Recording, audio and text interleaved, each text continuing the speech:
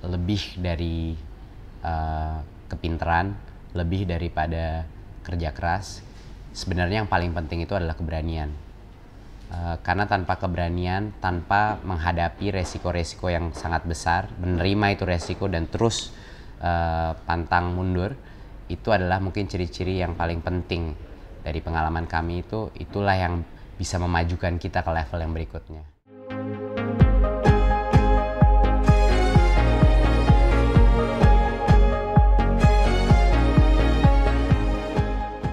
Halo, nama saya Nadiem Makarim, saya CEO dan founder Gojek. Pertama, Gojek itu sebenarnya cuma PT-nya aja yang berdiri 2011, tapi baru benar-benar mulai itu tahun 2014. Saya saja baru bergabung dengan perusahaan saya sendiri itu 2014, dan pada tahun itu kita melakukan semua proses lewat mobile app. Jadi kita move ke platform online, yaitu lewat mobile app, mobile only. Dan karena itu kita launching bulan Januari 2015. Jadi sebenarnya Gojek itu benar-benar baru mulai jadi produk yang saat ini itu Januari 2015. Ojek itu adalah salah satu aset paling berharga di kota yang kemacetan levelnya sangat tinggi, di mana dia bisa melakukan hal-hal seperti ngirim-ngirim barang, gimana dia bisa melakukan personal shopping seperti beli makanan, beli belanjaan di supermarket, dan lain-lain. Bisa dibilang Gojek social impact-nya salah satu yang terbesar dari perusahaan teknologi di Indonesia. Kami sekarang udah di atas 10.000 driver yang penghasilannya itu meningkat sampai 3 kali lipat dari mereka sebelumnya. Bahkan banyak sekali driver kita yang bisa 1 bulan bawa pulang tuh 7-8 juta. Dan alasan ini adalah dengan revenue model kita, yaitu kita cuma mengambil 20% komisi dan 80% itu untuk driver. Itu satu. Jadinya mereka itu benar-benar kerja buat dirinya. Mereka bukan karyawan kita, mereka bosnya diri mereka boleh ambil, boleh nggak ambil.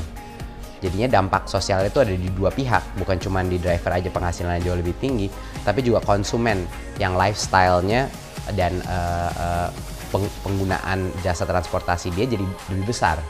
Karena sekarang ojek itu bisa di atasnya Silverbird kalau di kita booking di pinggir jalan gitu ya, bisa 50-60 ribu kalau apalagi di tempat yang paling sibuk. Nah, alasannya karena dia itu emang nggak bisa dapat orderan banyak, jadi dia harus buat mendapatkan penghasilan hari itu dia harus menembak harga yang sangat tinggi. Dengan Gojek karena ada efisiensi, harga itu turun, jadi semuanya menang. Ojek dapat lebih banyak uang karena orderannya lebih besar, customer per transaksinya jadi lebih kecil, jadi harga turun. Dan mereka juga nggak menggunakan transportasi mereka sendiri, sehingga nggak menyebabkan kemacetan yang lebih parah lagi gitu. Karena pesatnya pertumbuhan Gojek, banyak beberapa pangkalan yang mungkin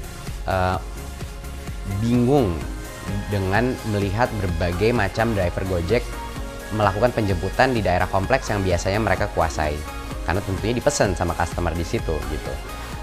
Jadinya banyak dari mereka yang mungkin belum mengerti sistem Gojek itu seperti apa, karena mereka adalah ojek-ojek di pinggir jalan juga gitu. Mereka adalah sesama saudara gitu, ojek. Jadinya mereka banyak yang belum fully mengerti bahwa kita ini ingin merangkul mereka, bukannya ingin berkompetisi. Kami malah ingin membantu mereka mendapatkan orderan. Sekarang nih, startup tuh bukan artinya lu bikin perusahaan sendiri. Startup tuh artinya suatu industri teknologi yang sekarang sedang berkembang begitu pesat dan akan menjadi industri yang dominan di Indonesia. Bukan cuma di dunia, di Indonesia dan di dunia akan menjadi industri dominan. Saya suka datang ke anak-anak kuliah gitu, banyak seminar. Mereka selalu nyebut itu, oh ya mau masuk bidang tech. Realitanya adalah begini, dalam 5-10 tahun ke depan, semua industri akan menjadi tech. Itu fakta. Dalam 5 tahun semua orang akan punya smartphone. Dalam 10 tahun nggak ada satupun industri yang nggak akan tersentuh oleh tech. Jadi itu bukan opsi untuk generasi muda. Generasi muda harus involved di tech atau mereka akan ketinggalan.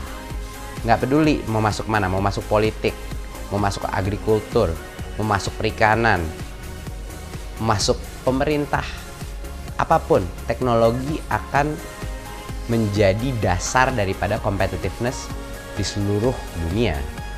Jadinya di bidang ini menurut saya nggak semuanya masalah duit.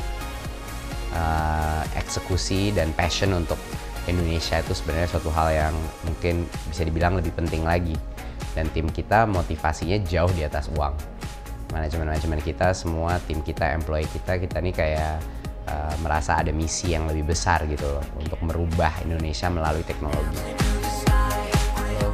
Teman-teman muda yang punya ide-ide hebat dan visi hebat di bidang teknologi untuk negaranya, disarankan datang ke IDEA Fest 2015 tanggal 7 dan 8 Agustus di Jakarta Convention Center. Datang ya!